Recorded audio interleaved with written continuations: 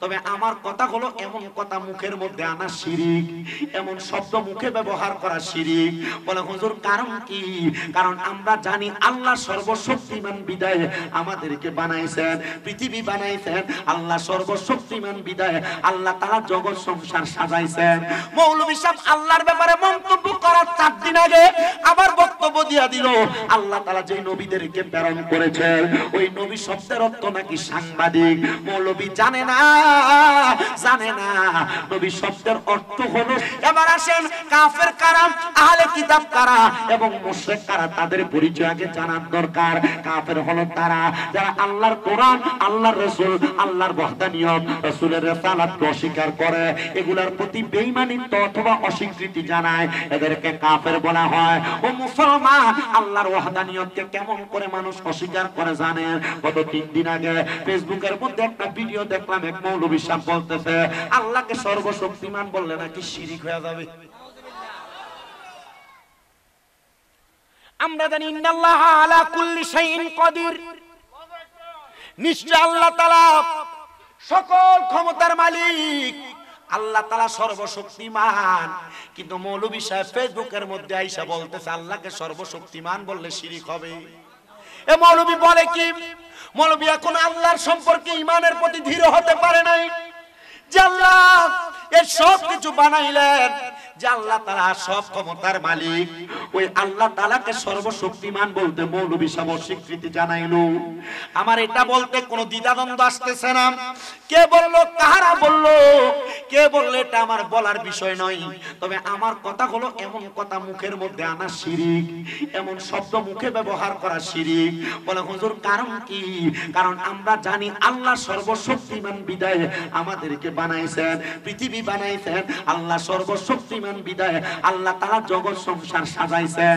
মৌলভী সাহেব আল্লাহর ব্যাপারে মন্তব্য করার 4 দিন আগে আবার বক্তব্য দিয়া দিল আল্লাহ তাআলা যে নবীদেরকে প্রেরণ করেছেন ওই নবী শব্দের অর্থ নাকি সাংবাদিক। মৌলভী জানে না নবী শব্দের অর্থ হলো সংবাদবাহক। কিন্তু যারা সাংবাদিক তারা সত্য কথা প্রচার করে, মিথ্যা কথা প্রচার করে, যেটা সত্য এটাকে মিথ্যা বানায় প্রচার করে, আবার মিথ্যাকে সত্য বানায় প্রচার করে। কিন্তু মুসলমান, নবী শব্দের অর্থ যেই বার্তাবাহক, ওই নবী এমন সাধারণ কোন সত্য মিথ্যা বার্তাবাহক না। আল্লাহর নবী এমন বার্তাবাহক, আল্লাহর পক্ষ থেকে যেই বাণী এসেছে এই সত্য বাণীর বার্তাবাহক হলো আমার নবী। কিন্তু আমার নবীজির নবী শব্দের অর্থ হলো বার্তাবাহক, কিন্তু নবী শব্দের অর্থ সাংবাদিক না। মৌলভী সাহেবরা জানে না বিদায়, বোঝে না বিদায়, কোরআনের শাব্দিক অনুবাদ এখনো পর্যন্ত জানে না বিদায়। ভালোভাবে আরবি কোন লোগাত করা থাকলে কোন মানুষ কোনদিন বলতে পারে না নবী শব্দের অর্থ সাংবাদিক। আপনাদেরকে এই ব্যাপারে সাবধান করে দিয়ে যায়। যদি আমি শামিমদাদ কোনদিন আল্লাহর কোরআন রাসূলের পাক সহ বিভিন্ন বিষয় আপনারা বয়কট করবেন, আমার ক্ষমা চাওয়ার আগ পর্যন্ত আপনারা আমার দিকে তাকায় থাকবেন। এটার কারণ কি জানেন? কারণ ভুল করা মানুষের স্বভাব, কিন্তু ভুলের উপর অটল থাকা শয়তানের স্বভাব। ভুল করার পর যদি ক্ষমা চায় আল্লাহ তাআলা বান্দাকে পছন্দ করে। আমি পূর্ববর্তী অনেক বিষয়ে কথা বলতে চাই, আমার অনেক বিষয় আমি স্লিপ অফ টাং করেছি, জবানে ভুল করেছি, কিন্তু আমার উস্তাদরা যখন আমার ভুল ধরে দিতেন আমি আল্লাহর কাছে ক্ষমা প্রার্থনা করতাম। কিন্তু বর্তমানের মৌলবীরা ভুল করার পরে ক্ষমা চাইতে চায় না, নিজের বিষয়ের উপর অটল থাকে, কারণ এরা নিজের গায়ের জোর দিয়ে বাঁচতে চায়। মনে রাখতে হবে কবরের মধ্যে যাওয়ার পর গায়ের জোর চলবে না, ফেরেশতাদের ফিদা চলবে ফিদা থাকি। এটার কারণে আল্লাহ তাআলা আমাদেরকে জান্নাতের দৌলত প্রদান করবে না। 2 নাম্বার আল্লাহ তাআলা যেই কারণে জান্নাতের দৌলত প্রদান করবে না সেটা হলো দুনিয়ার জমিনের মধ্যে ঈমানের দৌলত। ও মায়ের নবী গো, ঈমানের দৌলত কোনটা? বলে ঈমানের দৌলত হলো 1 নাম্বার আমানতু বিল্লাহ, এক আল্লাহর প্রতি ঈমান আনয়ন করা, আল্লাহ ছাড়া কারোর কাছে মস্তক অবনত না করা, আল্লাহ ছাড়া কাউকে সেজদা না দেওয়া, আল্লাহ ছাড়া কারোর কাছে যাইয়া তুমি তোমার নিজের চাহিদা প্রকাশ না করা। ও মুসলমান, এইটাই হইল আমার আল্লাহ তাআলার প্রতি ঈমান। ঈমানের 7টা ধারাবাহিকতা। এরপর আল্লাহর নবী বলেন ঈমানের 2 নাম্বার ধারাবাহিকতা হইল ও মালাইকাতিহি, ফেরেশতাদের প্রতি ঈমান আনয়ন করা। ইয়া রাসূলুল্লাহ, কেমন ঈমান আনয়ন করব? বলে তুমি দুনিয়াতে চলাফেরা করো অবস্থায় তোমার 2 কাঁধের মধ্যে 2 জন ফেরেশতা, এটা আমরা সবাই জানি। কিন্তু না, আমি তিরমিজি শরীফের হাদিসে মুবারাকা পড়া দেখলাম নবী আমার বলতেছে উম্মত শুধু তোমার দুই কাঁধের মধ্যে দুইজন ফেরেশতা না, তোমার দুই চোখের পাপড়ির মধ্যে দুইজন ফেরেশতা, তোমার দুই ঠোঁটের মাথার মধ্যে দুইজন ফেরেশতা, তোমার নাকের ডগার মধ্যে দুইজন ফেরেশতা, তোমার দুই কানের মাথার মধ্যে দুইজন ফেরেশতা, তোমার প্রত্যেকটা আঙ্গুলের মাথার মধ্যে দুইজন করে ফেরেশতা। ইয়া রাসূলুল্লাহ ইয়া হাবিবাল্লাহ, কারণটা কি জানতে চায়? বলে ফেরেশতাগুলো তোমার ব্যাপারে সাক্ষী দিবে কাল ময়দানে মাশরে, তোমার ব্যাপারে এমন ভাবে তারা সাক্ষী দিবে তুমি আমার আল্লাহ তাআলার দরবারে তুমি আসামি হয়ে যাইবা। এ যুবক ভাই, এ পর্দার অন্তরালের আমার মা বোনেরা, তুমি লুকিয়ে লুকিয়ে গুনাহ করতেছো, গোপনে গোপনে গুনাহ করতেছো, তুমি মনে করতেছো তোমার স্বামী জানে না। যুবক ভাই, তুমি মনে করো তোমার স্ত্রী জানে না, তবে মনে রাখবা গো, কাল ময়দানে মাশরে আল্লাহ যখন হাসর নসর সাজাইবো, তখন তোমার গুনাহগুলা পুরো হাসরবাসীর সামনে আল্লাহ তাআলা ওপেন করে দিবে। ওই সময় লজ্জা পাইবা সন্তান বাবার সামনে দাঁড়াইতে পারবে না, বাবা তার সন্তানের সামনে দাঁড়াইতে পারবে না। এ মা, আপনার স্বামীর সামনে আপনি দাঁড়াইতে পারবেন না, সমস্ত হাসরবাসী আপনার দিকে তাকিয়ে তাকিয়ে তারা থুতু নিক্ষেপ করবে। এ মানুষ, গুনাহ করার কারণে তোমার জীবনটা একবার বরবাদ হয়ে গেছে। হায় রে আমার বাবা, ওই ফেরেশতাগুলো আপনার সব কাজের মধ্যে সাক্ষী প্রদান করতে থাকবে। আল্লাহর নবী বলেন, উম্মত, হে আমি নবীর উম্মতের দলেরা, শুধু তোমাদের শরীরের মধ্যে দেহের মধ্যে শুধু ফেরেশতা না, এই ফেরেশতারা তোমাদের প্রকাশ্য অপ্রকাশ্যের প্রত্যেকটা বিষয়ে সাক্ষী প্রদান করবে, তার প্রতি ঈমান আনা লাগবে। নবী আমার বলে ৩ নাম্বার, ওয়া কুতুবিহি, কিতাবের প্রতি ঈমান আনয়ন করা। ইয়া রাসূলুল্লাহ, কোন কিতাবের প্রতি ঈমান আনবো? বলে আল্লাহ তাআলার পক্ষ থেকে ১০৪ খানা কিতাব পৃথিবীতে আসছে, তার মধ্যে ১০০টা সহিফা আর 4টা হলো সর্বশ্রেষ্ঠ কিতাবের অন্যতম। এর মধ্যে একটা কিতাব আছে কোরআন, যেই কোরআন নাযিল হওয়ার পর আগের ১০৩টা কিতাবের কথাগুলো মানসুখ হয়ে গেছে। আগের ১০৩টা কিতাবের কথাগুলো কোরআনের মধ্যে আল্লাহ তুলে দিয়েছেন। ওই কোরআন যারা মানবে, ওই কোরআন মোতাবেক তাদের জীবন তারা যদি সাজায়, তাহলে আমার আল্লাহ তাআলা তাদেরকে কোরআন মোতাবেক জীবন সাজানোর কারণে তাদেরকে জান্নাতি বান্দা বলে শপথ করে কবুল করে নেবেন। আর আসেন ৪ নাম্বার হলো আল্লাহর নবী ঘোষণা করতেছে, ওয়া রাসূলিহি, রাসূলগণের প্রতি ঈমান আনতে হবে। একজন দুইজন না, আল্লাহ তাআলার কোরআনুল কারীমের মধ্যে অনেকগুলা নবী রাসূলের জীবনী বর্ণনা করা হয়েছে, কিন্তু সব রাসূলের মূল নবী মুহাম্মদ রাসূল সাল্লাল্লাহু আলাইহি ওয়াসাল্লাম। ধরে বলেন সুবহানাল্লাহ।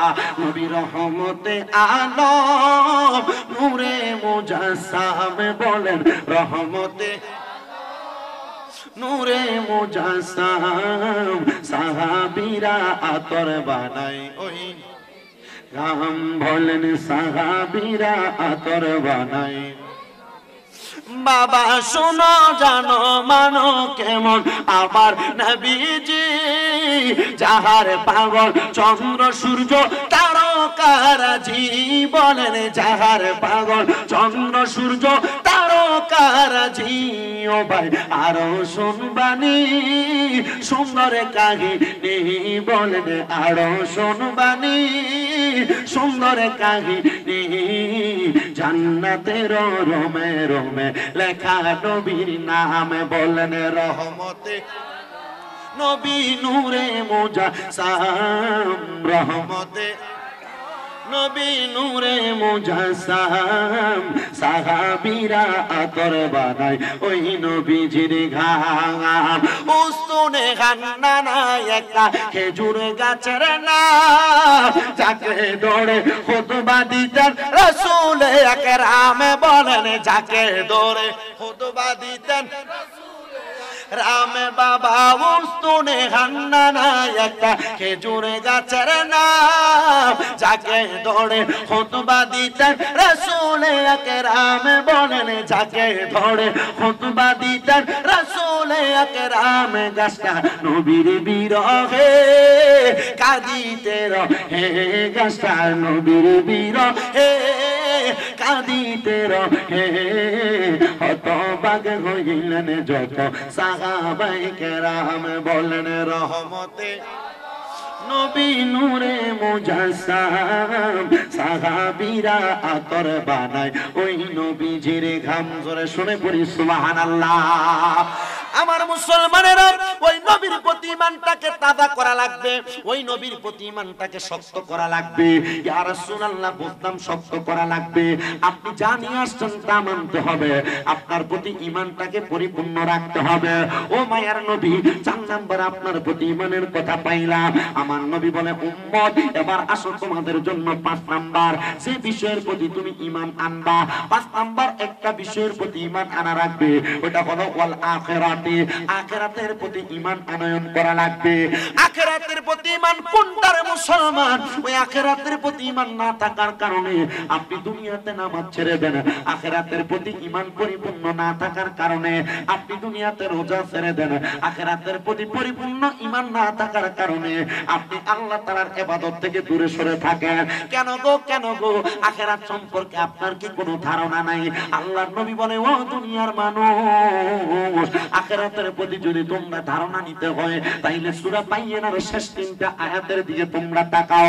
আল্লাহ কোরআনে বলেন ইন্নাল্লাযীনা কাফারু মিন আহলিল কিতাবি ওয়াল মুশরিকিনা ফী নারি জাহান্নাম খালিদিনা ফীহা উলাইকা হুম শাররুল বারিয়া।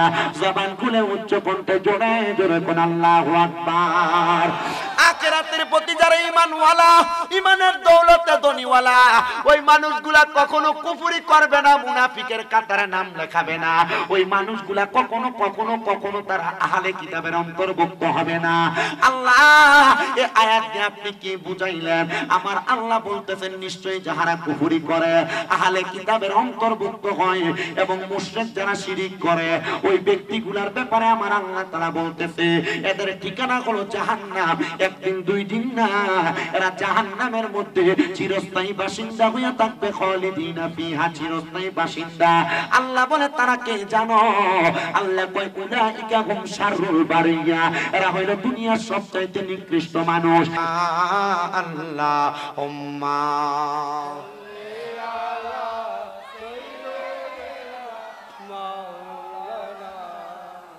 ওয়া আলা আলিহি। দূরের থেকে যেন সাউন্ড নেই, মক লাগে, কথা বলা লাগে। আরেকটু জবান খুলে মুহাব্বতের আওয়াজে পড়েন আল্লাহুম্মা। সাউন্ড দূর থেকে নিতে হবে, মানে দূর থেকে নিবে, মুখ লাগাইতে পারবো না। মুহাম্মাদ ওয়া আলা সাইয়্যিদিনা। হাজিরিন আমার বাবা ভাইরাম, আপনারা বলেন আল্লাহর হাবিবের প্রতি প্রাণ ভরে দুরূদ আদায় করলে খুশি হয় একজন, তিনি কে? ওই আল্লাহকে আসমান জমিনকে সাক্ষী রেখে জবান করে ডাক দিয়া পড়েন আল্লাহ। আল্লাহর নবীর উপরে প্রাণ ভরে দুরূদ আদায় করলে খুশি হয় আমার আল্লাহ। ও আল্লাহ, কেন আপনি খুশি হয়ে যান? আমার নবী রাহমাতুল লিল আলামিন নবী বলে উম্মত আমার যখন দুনিয়ার জমিনের মধ্যে আমি নবীর কোন উম্মত যখন আমি নবীর প্রতি দুরূদ আদায় করে, আমার আল্লাহ তাআলার অসংখ্য ফেরেশতারা দুনিয়াতে নাজিল হয়ে যায়। দুনিয়াতে নাজিল হয়ে ওই বান্দাদের উপরে, ওই উম্মতে মুহাম্মদীদের উপরে আবার আল্লাহ তাআলার অসংখ্য পরিমাণ রহমত বরকত তারা ছড়ায়া ছিটিয়ে দেয়। আল্লাহ বুঝতে পারলাম আপনার নবীর উপর দুরূদ আদায় করলে আপনার ফেরেশতারা দুনিয়ার জমিনের মধ্যে রহমত ছিটিয়ে দেয়। আল্লাহ আপনি বলেন না এই রহমত ছিটিয়ে দেওয়ার কারণে ওই বান্দাটার কেমন লাভ হয়? আল্লাহর হাবিব মুহাম্মাদুর রাসূলুল্লাহ সাল্লাল্লাহু আলাইহি ওয়াসাল্লাম নবী বলে উম্মত আমার যখন দুনিয়াতে আমি নবীর কোন উম্মত আমি নবীর প্রতি একবার দুরূদ আদায় করে, আমার আল্লাহ তাআলা জান্নাতের মধ্যে ওই উম্মতে মুহাম্মদীর নামের উপর একটা গাছ লাগায়া দেয়। এ পর্দার অন্তরালের আমার আম্মুজিরা, এ যুবক ভাই, এ মুরব্বি বাবাজিরা একটু মনোযোগ দিয়ে শুনেন। আপনার নামে যদি এই চট্টগ্রাম শহরের নিউ মার্কেটের মধ্যে একটা দোকান থাকে, আর পৃথিবীর কোনো মানুষ যদি বলে আপনি ওই দোকানে যাইতে পারবেন না, কেউ বাধা দিয়ে রাখতে পারবে না, কারণ আপনি খতিয়ান সূত্রে ওই দোকানের মালিক, দলিল সূত্রে মালিক থাকার কারণে আপনারে কেউ ওই দোকানে যাওয়া আটকাইতে পারবে না।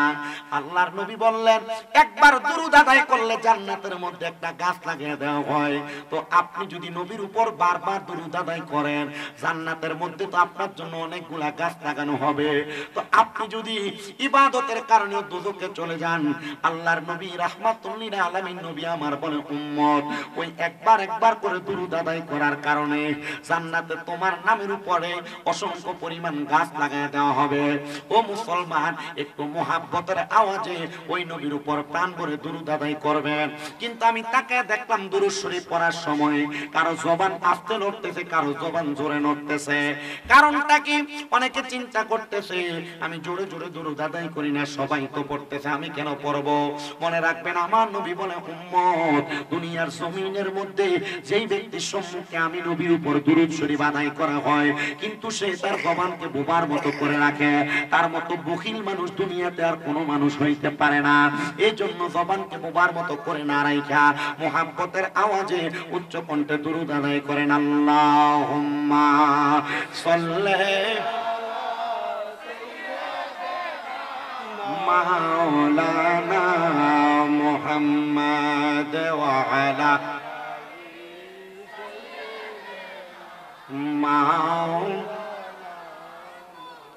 ইয়া রাসূলুল্লাহ হাবিবি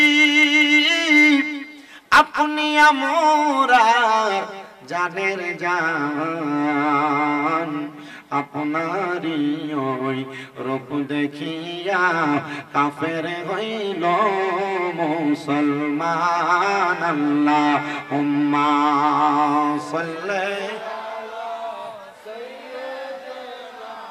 মাওলানা মুহাম্মদ ওয়া আলা আলি সাইয়্যিদিনা।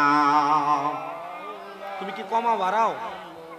নবীজি আপনার ভালোবাসায় জীবনের গুনাহ ঝরে যায়, নবীজি আপনার ভালোবাসায় ওয়াইসাল করনি জুব্বা পায়। আল্লাহুম্মা সাইয়্যিদিনা মাওলানা মুহাম্মদ ওয়া আলা আলি সাইয়্যিদিনা মুহাম্মদ। লা ইলাহা ইল্লাল্লাহ, কালেমা লা ইলাহা ইল্লাল্লাহ, জিকির লা ইলাহা ও লা ইলাহা ইল্লাল্লাহ, লা ইলাহা ও লা ইলাহা ইল্লাল্লাহ, লা ইলাহা লা ইলাহা আল্লাহ।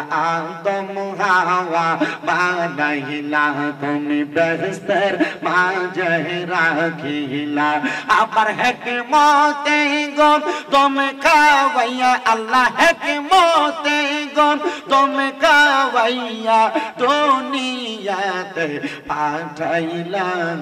লা ইলাহা লা কালেমা লা ইলাহা হায়রে নামাজ রোজা চাই রহনা, কেহ মা বাবার খেদমত চাই রহনা, আমার নবীর দরদ হইল না, আমার নবীর দরদ, আমার নবীও তোমায় ভুলবে না। লা ইলাহা ইল্লাল্লাহ, লা ইলাহা হায়রে অনেক দূরে মদিনা, আমরা কেমনে যাব জানি না। মদিনা সবাই আমরা যাইতে চাই কি চাই না? যারা যারা যাইতে চাই ডান হাত তুলে আমার আল্লাহকে দেখায়, আর জবান খুলে একটা তাকবীর হবে, নারে তাকবীর। এই আওয়াজ মানি না, জবান খুলে তাকবীর হবে, নারে রিসালাত, নারে গৌসিয়া, নারে তাকবীর, নারে রিসালাত, নারে গাউসিয়া। পবিত্র ঈদ মিলাদুন নবী জিন্দাবাদ। মাওলানা শামীম রাজা সাহেব হায়াতুন নবী জিন্দাবাদ, ইসলাম নবী জিন্দাবাদ, ইসলাম নবী জিন্দাবাদ, আহলান সালাম। জোরে বলি মারহাবা। তাহলে বলেন আমরা সবাই মদিনা যাইতে চাই কি চাই না? কিন্তু আপনারা যে আওয়াজ দিয়েছেন আমার কাছে মনে হয় এই আওয়াজ দিয়ে আপনাদের মদিনা যাওয়া বড় কষ্ট হয়ে যাবে। এ বাবা, আমার মাথার মধ্যে লম্বা লম্বা চুল ছিল, আপনারা সবাই জানেন আমি আপনাদের আশেপাশে কয়েকবারই আসছিলাম, কিন্তু আমার এই মাথার লম্বা চুলগুলো আমি আমার নবীর রওজা মুবারক জিয়ারত করার পরে আমি যখন মক্কাতুল মুকাররমায় গিয়েছি, মক্কাতে হজ করার পর আমার লম্বা চুলগুলো আমি হলক করেছি, কিন্তু আমি আমার নবীজির রওজা মুবারকের সামনে যা বলছি, ইয়া রাসূলুল্লাহ, ও মায়ার নবী, আপনার সুন্নাত আদায় করার লক্ষ্যে এই লম্বা চুল রাখার কারণে মানুষ ভণ্ড বলে বলে প্রতিবাদ করে, ভণ্ড বলে বলে তহমত দেয়। ইয়া রাসূলুল্লাহ, নবী গো, আপনি তো জানেন লম্বা চুল রাখা কোনো ভণ্ডামি না, লম্বা চুল রাখা আপনি নবীর সুন্নাত। ও নবী, এই লম্বা চুল রাখার কারণে মানুষ যেহেতু আমাকে মন্দ বলে, কিন্তু আমি মন্দ কথাটাকে আমি গায়ে লাগাইলাম না, কিন্তু হজ করার কারণে আমার চুলগুলো কাটা হচ্ছে। ও নবী গো, আপনি আমার আল্লাহ তাআলার কাছে একটাই ফরিয়াদ করবেন, আল্লাহ যেন আপনি নবীর এই গোলামটাকে কোনোদিন আপনি নবীর সুন্নতের পথ থেকে দূরে সরাইয়া না দেয়। আমি মদিনা শরীফের মধ্যে যে 7-8 দিন পর্যন্ত অবস্থান করেছি, আমি রাসূলের পাকের রওজার সামনে দাঁড়ায় দাঁড়ায় 3টা দোয়া করেছি। ইয়া রাসূলুল্লাহ, নবী, ও মায়ার নবী, রাহমাতুল লিল আলামিন নবী গো, আমার এত অল্প বয়সে মদিনায় আসার মতো কোনো যোগ্যতা ছিল না, আল্লাহ কবুল করেছি বিদায় আপনি নবী ডাক দিয়েছেন বিদায় আপনি নবীর মদিনাতুল মুনাওয়ারাতে আমি চলে এসেছি। ও মায়ার নবী, রাহমাতুল লিল আলামিন নবীজি, আমি জানি না আর আপনার রওজার সামনে আসতে পারবো কিনা, তবে আপনার রওজার সামনে যা দোয়া করে দেই, ওগো আমার আল্লাহ, আমাকে মরণের আগে বারবার মক্কা মদিনা আমাকে জিয়ারত করায়েন, আর আমার আম্মা আব্বারে নিয়ে যেন আমি মদিনাতে বারবার আসতে পারি, আপনি সেই তৌফিক আল্লাহ আমাদেরকে দান কইরেন। ওগো আল্লাহ, নবীর অনেক পাগলেরা সোনার বাংলাদেশে নবীকে দেখার জন্য পাগল পারা, নবীর রওজা দেখার জন্য পাগল পারা, আল্লাহ তাদেরকে একবার আপনি মদিনা শরীফ জিয়ারত করায়েন। এ আমার বাকুলি এলাকার বাবা, এ চট্টগ্রামের বন্ধুরা, পর্দার অন্তরালের মা, কত মানুষকে দেখছি গো মক্কা মদিনার সামনে যা যা চোখের পানি ফালায়া ফালায়া কান্দে। বর্তমান বাজার মূল্যে স্বর্ণের দামটা 2,16,758 টাকা ভরি লাগে, কিন্তু মক্কা মদিনা যাইতে 1.5 লাখ টাকার বেশি লাগে না। একটু যদি তৌফিক থাকে গো, মক্কা মদিনা যাওয়ার চেষ্টা করেন। মা বোনেরা স্বর্ণ গয়না ক্রয় করে আপনার গলায় পরবেন, কানে পরবেন। ও মা, মরণের পরে কিন্তু আপনার স্বর্ণ গয়না গুলা খুলে ফেলা হবে, আপনার গায়ের সুন্দর জামা কাপড় খুলে ফেলা হবে, আপনার গায়ের দামি পোশাকটা খুলে ফেলা হবে, কিন্তু আপনি যদি মক্কা মদিনায় যান, ইহরামের কাপড়টা আপনার গায়ের মধ্যে লাগাইতে পারেন, আমার আল্লাহ তাআলা আপনার এমন ভাবে কবুল করবে, কবরে যাওয়ার পর পবিত্র বান্দা হিসেবে গ্রহণ করে নিবে। এই জন্য সবার কাছে আমি আপনার জানাই, মরণের আগে একবার মক্কা মদিনা যাওয়ার চেষ্টা করবেন। এ আমার আব্বুজিরা গো, এই চট্টগ্রামের বাকুলিয়ার মসজিদের মধ্যে আপনি যখন নামাজ পড়েন, আপনার আমল নামার মধ্যে এক ওয়াক্তে সওয়াব লেখা হয়, কিন্তু মদিনাতুল মুনাওয়ারার মধ্যে এক ওয়াক্ত নামাজ পড়লে 50,000 ওয়াক্তের সওয়াব পাওয়া যায়। আপনার বাকুলিয়ার মসজিদের মধ্যে এক ওয়াক্ত নামাজ পড়লে এক ওয়াক্তের সওয়াব পাওয়া যায়, কিন্তু মক্কাতুল মুকাররমার মধ্যে এক ওয়াক্ত নামাজ পড়লে 1 লক্ষ ওয়াক্তের সওয়াব পাওয়া যায়। হায়রে আমার বাবা, আমি কত মানুষকে দেখছি মদিনা শরীফের দক্ষিণ অংশে দাঁড়ায়া দাঁড়ায়া জান্নাতুল বাকিকে ডান দিকে রাইখা আমার নবীর মদিনাতুল মুনাওয়ারা সবুজ গম্বুজের দিকে তাকিয়া তাকিয়া চোখের পানি ফালায়া ফালায়া কান্দে। আমি আমার বাংলাদেশি কয়েকজন বাইরে আমি জিজ্ঞাসা করলাম, এই যে মানুষগুলা কান্দে, এদের কান্না করার কারণটা কি? বলে হুজুর, তারা কান্দে কথা সত্য, আপনার চোখের মধ্যে তো পানি দেখা যায়, আপনি কেন কান্দেন? আমি হাতটা দিয়া দেখলাম রে, আমার মনের অজান্তে আমার চোখে পানি, আমি বুঝতে দেরি হয় নাই রে। রহমতের নবীর দরবারে নবীর কোন পাগল যদি আইসা দাঁড়ায় যায়, মদিনা রওজা মুবারক দেখে দেখে তাদের কলিজাটা জুড়ে যায়, তারা নবীকে দেখার জন্য কান্দে। ও মায়ার নবী গো, আপনি নবীর কত আশিকেরা মদিনা রওজা মুবারক দেখা দেখা কান্দে, আপনি তাদের সাথে আমাদেরকে কবুল করেন। আমি কত মানুষকে দেখছি আল্লাহর মক্কার কাবা ঘরটা দইরা দইরা তারা কান্দে। এই পাকুলিয়ার বাবা,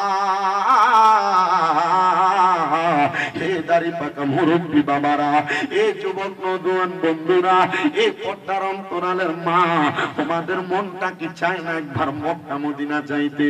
জানুনি আল্লাহর নবী রওজা মুবারক জিয়ারত করলে নবী আমার বলে, মান যারা কবরি ওয়াজাবাত লাহু শাফাআতি ইয়াউমাল কিয়ামা, যেই ব্যক্তি আমি নবী রওজা মুবারক জিয়ারত করলো তার জন্য সুপারিশ করা আমি নবীর জন্য ওয়াজিব হয়ে যায়।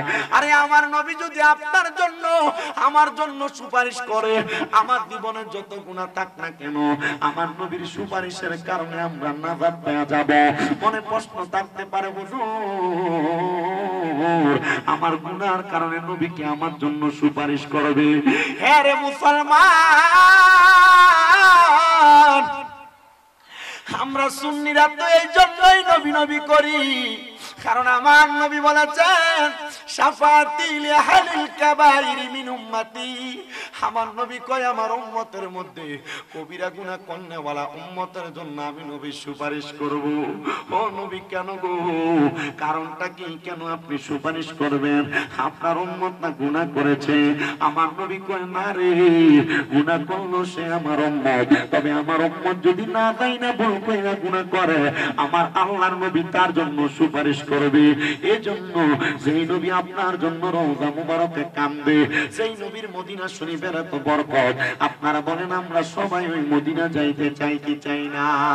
যারা যারা যাইতে চাই জবান খুলে জোরে জোরে পড়েন, দয়াল আল্লাহ দয়া করেন, দয়া রন নসিব করেন মদিনা, লা ইলাহা ইল্লাল্লাহ লা ইলাহা। বন্ধু নামাজ রোজা চাইরো না, কেহ মা বাবার হাতে মত চাইরো না, আমার নবীর দরুদ হইল না, বলেন নবীর আমার নবীও তোমায় ভুলবে না, লা ইলাহা ইল্লাল্লাহ লা ইলাহা লা ইলাহা ইল্লাল্লাহ মুহাম্মাদুর রাসূলুল্লাহ সাল্লাল্লাহু আলাইহি ওয়াসাল্লাম। আসেন আমার ভাইরা বাবারা বন্ধুরা, আমরা তো জীবনে অনেক গুনাহ করলাম। আমার ওয়াজ শুরু করার আগে জীবনের গুনার কথা স্মরণ কইরা চক্ষুটা বন্ধ করে আমার আল্লাহ তাআলার একটু ইসমে জাতের জিকির করবেন, এমন ভাবে আল্লাহর নামের ধ্বনিটা আপনার কলবের মধ্যে ধাক্কা দিবেন যেন আপনার জীবনের সব গুনাহগুলো ঝরে ঝরে পড়ে যায়। আমরা লুকে লুকে গুনাহ করছি, গোপনে গোপনে গুনাহ করছি, আমরা গুনার খবর আমাদের মা জানে না, আমাদের বাবা জানে না, কিন্তু আমার আল্লাহ তাআলা আমাদের সকল গুনার খবর জানে। এ বন্ধু গো, আমাদের এই গুনার খবর যেহেতু আমার আল্লাহ জানে, আল্লাহ চাইলে আপনার আমার গুনাহগুলো মাফ করে দিবে। তবে আপনাদের কাছে প্রয়োজনে আপনার এমন ভাবে চোখটা বন্ধ করে আল্লাহকে ডাক দিবেন। আল্লাহর নবীকে সাহাবায়ে কেরাম প্রশ্ন করি, ইয়া রাসূলুল্লাহ নবী গো, ও দয়ার নবী জানতে চাই লিকুল্লি শাইইন সিফালা, প্রত্যেকটা বস্তুকে পরিষ্কার করার এক একটা মাধ্যম আর যন্ত্র আছে। ইয়া রাসূলুল্লাহ নবী গো, ও দয়ার নবী রাহমাতুল লিল আলামিন নবীজি, আপনার উম্মত যে গুনাহ করবে, আপনার উম্মতের গুনাহগুলো পরিষ্কার করার মাধ্যমটাকে আপনি নবী বলেন না। আমার নবী কই ওয়াসে ফালাতিল কুলুবি যিকরিল্লাহ, উম্মতের কলবের ময়লাগুলো পরিষ্কার করার যন্ত্রটার নাম হলো আল্লাহ তাআলার জিকির। আসেন না বাবারা, আমরার গুনাহগুলো মাফ করানোর জন্য মুহাব্বতের আওয়াজে আল্লাহ তাআলার জিকিরে মশগুল হয়ে যায়। হে মুসলমান ইমামরা, হে নবীর উম্মতের দলেরা, আল্লাহ তাআলার জিকির এমন ভাবে করবে, যেন দুনিয়ার জমিন থেকে আপনার গুনাহগুলো মাফ হয়ে যায়। মুহাব্বতের আওয়াজে আমার আল্লাহকে ডাক দেন। একটা জবানও বন্ধ রাখবেন না, জবান খুলে উচ্চ কণ্ঠে জোরে জোরে পড়েন আলহামদুলিল্লাহ। মুআজ্জিজ সদরে মুহতারাম, আজকে চট্টগ্রাম জেলার অন্তর্গত বাকুলিয়া থানাধীন ওয়াজের আলী রোড প্রাঙ্গণে ঈদে মিলাদুন নবী সাল্লাল্লাহু আলাইহি সাল্লাম এবং ফাতিহাজ দাহম উদযাপন উপলক্ষে বাবা মায়ের দোয়া সংগঠন এলাকাবাসীর উদ্যোগে আজিমুশান মিলাদ মাহফিলের যিনি সম্মানিত প্রধান বক্তা হিসেবে তকরির পেশ করেছেন হযরত মাওলানা মুহাম্মদ বেলায়েত আলী কাদরি সাহেব। তকরির পেশ করেছেন মাহফিলের বিশেষ বক্তা আলহাজ মাওলানা সৈয়দ আনসারী সাহেব। প্রধান অতিথি জনাব মোহাম্মদ মুর্শেদ খান সাহেব। মাহফিল পরিচালনা করছেন হাফেজ মোহাম্মদ জসিমউদ্দিন সাহেব সহ আজকের মাহফিলের ব্যবস্থাপনা এবং সার্বিক সহযোগিতায় যিনারা আছেন বাবা মায়ের দোয়া সংগঠন এবং এলাকাবাসী। সার্বিক সহযোগিতা করছেন গাউসিয়া কমিটি বাংলাদেশ ওয়াজের আলী রোড ইউনিট শাখা।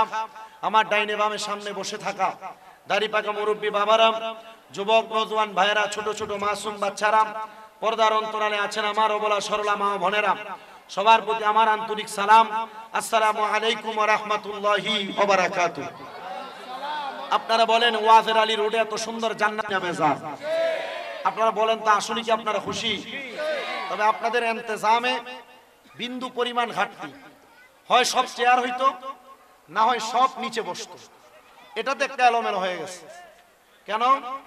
আমার ওয়াজের ময়দানগুলো যদি এক সাইডের এক সুন্দর হয়, এটার মাধ্যমে বাচ্চাগুলোকে নিয়ে মুরব্বীরা একসাথে একজন একজন সাথে নিয়ে বসতো, তো বাচ্চারা দুষ্টামি করে, একজন বোতল দিয়ে বাইরে, এই ছেলে, বাচ্চাদেরকে আর ডাক দেওয়ার দরকার নাই, এদের যেভাবে আছে এভাবে থাকে।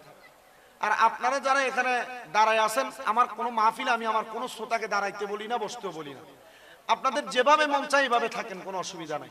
তবে আমার বিষয় হচ্ছে এখানে চেয়ারের মধ্যে যারা পরিপূর্ণ চেয়ারগুলো ব্লক করে শৃঙ্খলাবদ্ধভাবে বসেছেন, আপনারা যদি মনোযোগের সাথে আমার বয়ানগুলো শ্রবণ করেন, পর্দার আড়ালে মা বোন যারা আছেন, মা বোন যদি আমার বয়ানগুলো শ্রবণ করেন, কারণ বর্তমান সমাজে ওয়াজ মাহফিলের প্রচলন এত বেশি হয়ে গেছে, যদি প্রত্যেক ওয়াজে একজন করে হেদায়েত হইতো, বাংলাদেশে আরো 10 বছর আগেই সব ইমানদার মুত্তাকি মুমিন হয়ে যেত। কথা বলেন না কেন? কিন্তু এই ওয়াজের মাধ্যমে হেদায়েত নাই। কি নাই? হেদায়েত নাই। নাই বক্তার হেদায়েত, নাই জনগণ শ্রোতার হেদায়েত, নাই মাহফিল কমিটির হেদায়েত। যেহেতু হেদায়েত নাই, এই মাহফিল করানোর উদ্দেশ্য কি? মাহফিল করানোর কারণ কি? যদি মাহফিলগুলো না হইতো, বাংলার সমাজের যুবক ভাইরা এরা গান বাজনা, ডিজে পার্টির কনসার্ট আর প্যাকেজ নিয়ে ব্যস্ত থাকতো। কথা বলেন।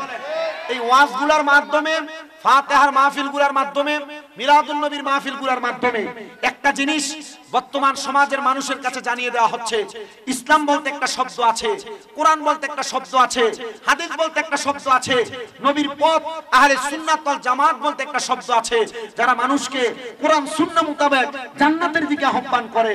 এবার আপনারা বলেন, ওই জান্নাতের দিকে আহ্বানের মাহফিলে যদি বিশৃঙ্খলা তৈরি করা হয়, এটা কি আর সুন্দর থাকে না অসুন্দর হয়ে যায়? আমরা অসুন্দর মাহফিল চাই না, আমরা চাই সুন্দর একটা জান্নাতের বাগান। আমার মাহফিলে উঠা বসা করা, নড়াচড়া করা একবারে নিষেধ। আমি এখন থেকে যতক্ষণ পর্যন্ত কথা বলবো, আমার কথা বলার সময় অল্প। আমি আপনাদের আশেপাশে যেখানে আসছি আপনারা দেখছেন, কিন্তু আমার এই অল্প সময়ে আমি চেষ্টা করি অনেকগুলো বিষয় আপনাদেরকে বোঝানোর জন্য। 3টা আয়াতে কারিমা আপনাদের কাছে খুতবায় তেলাওয়াত করেছি, 2টা হাদিসে মুবারাকা তেলাওয়াত করেছি। আমি চেষ্টা করব এই 3 আয়াত আর 2 হাদিসের মধ্যে আমার ওয়াজ শেষ করতে। আপনাদেরকে একটু কষ্ট হবে? আপনারা কথা বলেন, কষ্ট হবে? আরেকটা কথা বলে দেই বাবা, আমার ওয়াজ মাহফিলের মাধ্যমে সমাজের কিছু মানুষ বেজার হয়। যদি আগামী কালকে চায়ের দোকানে বৈশা আপনাদের এলাকার কোনো মানুষ বলে, শামীম রেজার সব ওয়াজের লাইন ঠিক ছিল, কিন্তু ওয়াজের মাঝখান দিয়ে সুদখোররা কেন এত কথা বললো, আমাদের গায়ে লাগছে, আপনারা কি বেজার হবেন? কথা বলেন, বেজার হবেন? কারণ ওয়াজ মাহফিলের মাধ্যমে সুদখোরদেরকে একটা মিসকল দেওয়া হয়, এ সুদখোরেরা, তোমরা যে সুদ খাও এটা হারাম, তোমরা যে ঘুষ খাও এটা হারাম, তোমরা পরের হক মেরে খাও এটা হারাম। কিন্তু আমাদের সমাজের কিছু মানুষ এই সুদখোর আর ঘুষখোরগুলোকে ধরে নিয়ে মসজিদের সভাপতি বানায় দেয়। আমাদের সমাজের মানুষ এই সুদখোর আর ঘুষখোরগুলোকে ধরে নিয়ে মসজিদের সেক্রেটারি বানায় দেয়। আমাদের সমাজের মানুষ সুদখোর ঘুষখোর হারামখোরগুলোকে ধরে নিয়ে সমাজের নেতা বানায় দেয়। কথা বল না? কিন্তু আমরা চাই সমাজগুলো এমন ভাবে পরিচালিত হোক, সমাজের যারা নেতা হবে, সমাজের যারা পরিচালক হবে, সমাজের যারা ধারক বাহক হবে, তারা সমাজকে পরিচালনা করার জন্য কোরআন সুন্নাহ মোতাবেক ইসলামী রাষ্ট্রনীতি মোতাবেক চালাবে।